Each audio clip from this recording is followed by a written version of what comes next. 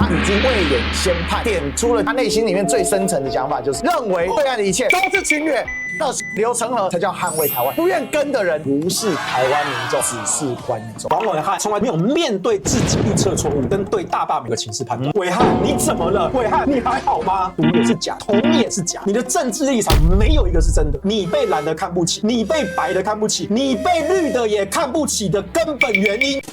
Ladies and gentlemen, welcome the host.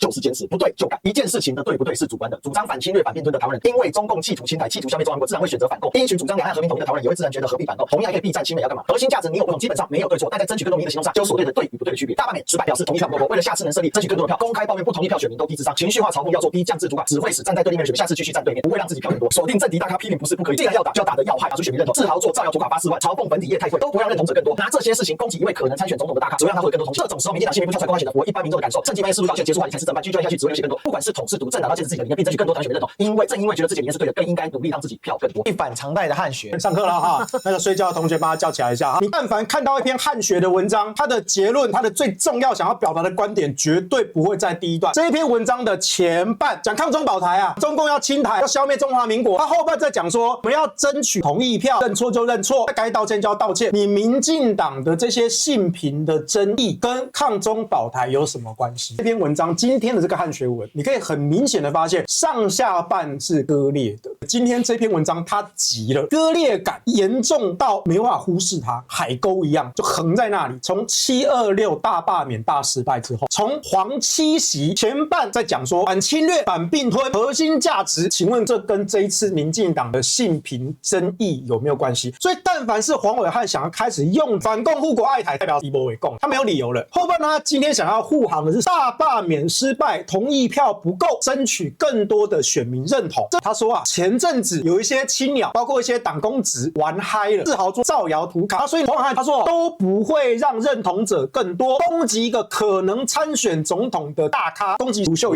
燕。你如果要为卢秀燕讲话，你为什么要在这个脉络中穿插一句卢秀燕是可能参选总统的大咖？我请问你，今天卢秀燕作为一个女性从政人物，不管她要不要参选总统，她被另外一个政党用这种羞辱式的方式去攻击化妆，你觉得这跟她要不要参选总统，她是不是身为公众人物有关系吗？所以如果今天她不参选总统，她不是一个台中市市长，她只是一个平凡的女性，她就活该受到这样的羞辱吗？不是吧？黄暐瀚为什么要在这个突然插一句可能参选总统的？新民部跳出来谴责，不是1个小时前发生的事情。对，这件事情已经烧一段时间了，我不相信黄暐瀚不知道，他整天在那边滑Twitter，整天滑脸书，你不可能不知道。最新的战况是民进党性平部被青鸟出征啦，甚至不只是青鸟出征，甚至是公开攻击自家党的性平部，说性平部不可以这样子，你不可以这样子去审判王义川，你应该要让王义川按照程序去申诉，你让他有答辩的机会，我们才能够决定他的处分。民进党性平部也没有处分他何来处分？他又不是考纪会，他何来处分？性平部只是表达性平部的立场，结果被党发言人等级的直接谴责，党中央表态谴责性平部的谴责，那你觉得这个谴责还有意义吗？最新的情况，你黄暐瀚你怎么不知道呢？你不可能不知道，你一定知道，那你为什么停留在这一段？他2段讲完了之后，他的收尾，不管是统是独，政党都应该要坚持理念，争取台湾选民认同，觉得自己的理念是对的，更应该努力让自己票更多。你前面是反侵略、反并吞，中间讲大罢免跟性平争议啊，最后又回到统独，你不觉得那割裂感非常的明显，很奇特吗？我再问一次，请问今天卢秀燕身为一个女性，我觉得政治人物已经没有关系，她身为一个女性，她被这样子性别羞辱，跟统独有什么关系？反侵略、反并吞有什么关系？跟阿公啊爬来有什么关系？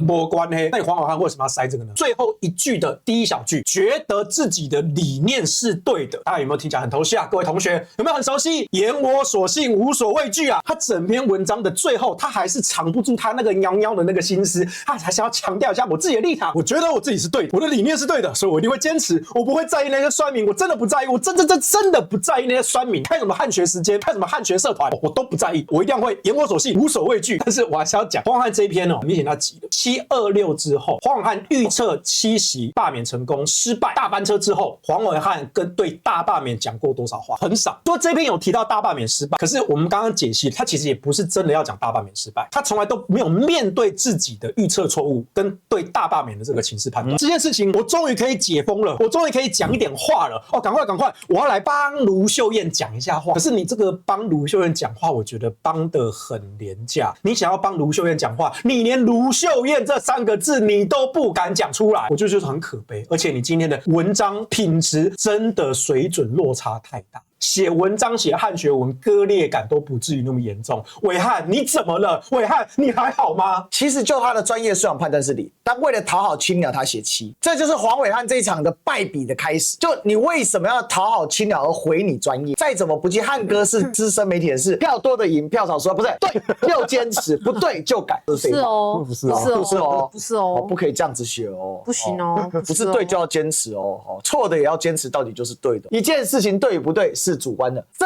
2件事情就是完全唯心论。光开头就出很大问题，因为0跟7杀伤力太大，真的。客观现实是0，这一次没有人做全滚动式民调，但是氛围跟收集情报，基本上你已经大概知道叶元之过全部过。再告诉大家一件事情，我的判读你喜不喜欢你的事，但我是对的。这学川普我的妈呀招式啊！前2天美国外交杂志发表专文提到，台湾公民社会尚未准备好战争，官媒很快出来反驳，认为文章对台湾国军并不够比道。他们拿乌克兰民法意识对比台湾，发现台湾民间准备确实不足，因为这个威胁台湾大部分民众不想了解、不愿关心、不感兴趣、不希望看见。举新冠疫情期间，台湾民众会戴口罩、打疫苗、天天关心防灾，左右记者会反制3个月韩国演习，包括我本人在内，除在某天下午1点半警报大小，大概躲室内半小时之外，还多做些什么？问号。在准备战争物资吗？有参与民防组编组吗？有关心两岸军事动态吗？一旦知道，一旦战争发生要去哪里？物资吗？躲空袭、救伤病、抗入侵吗？正当世界各国每一家北约都意识到，台湾可能遭中国入侵。如果只有台湾自己不知道，不在乎，面对当然可能是无力抵抗世界不然。外交杂志说，台湾民众就像是观众，THP 的预测，听完却得反思。万一战争真的发生，台湾民众绝不可能只是观众，你我将深陷其中。只有没有是我们的选择，要这样坚持选择，我们得捍卫自己国家。只有守住台澎金马，才能守住中华民国。了解风险，经济系列，你我都不是观众。这一整天的调性就一样是反共、护国、爱台3件套。但凡看到黄伟汉跳回这3件套，就代表他无话可说。为什么说汉学这一篇真的是比较弱？讲了很多指责台湾人不想了解、不愿关心、不感兴趣、不看见希望、不希望看见。错，他们不是不想了解，正因为太了解；他们不是不关心，正因为关心也没用；他们不是不感兴趣，而是每天都是烦死；他们不是不希望看见，台湾唯一不希望看见就是两岸战争。你怎么会把所谓青鸟意思就是说你们这些人为什么都是麻瓜？你们都不了解中共有多恐怖吗？不是我们不了解中共有多恐怖，中共无所不在，中国商品无所不渗透啊！讲直白的，作为一个资深媒体人这样理解这事情，我是觉得很不予认同。战争可以跟疫情做对比吗？某些程度上，在国家动员层级上可以做一些逻辑上的对比，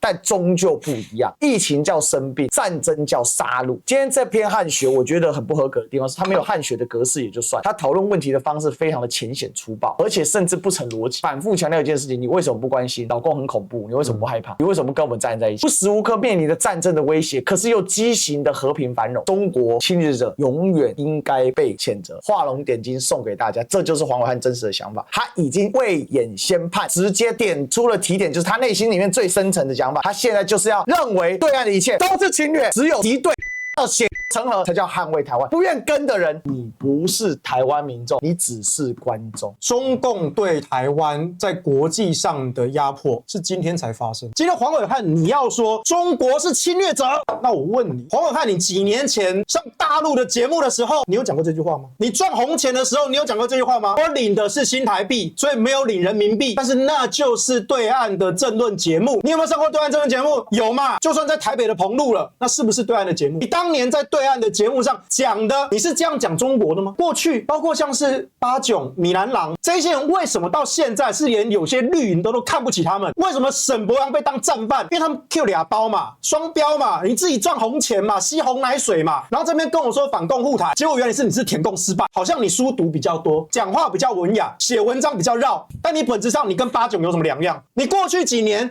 去对岸上节目的时候，你讲的中国，你口中描述的那个中国，是现在你描述的侵略者。你如果从头到尾都真的是一个反侵略、反并吞，哪怕你是台独分子，我都敬你一声。但你不是，因为你的独也是假，统也是假，你的政治立场没有一个是真的。所以这就是你被蓝的看不起，你被白的看不起，你被绿的也看不起的根本原因。是科学的尽头是玄学，玄学的尽头应该就是汉学啦。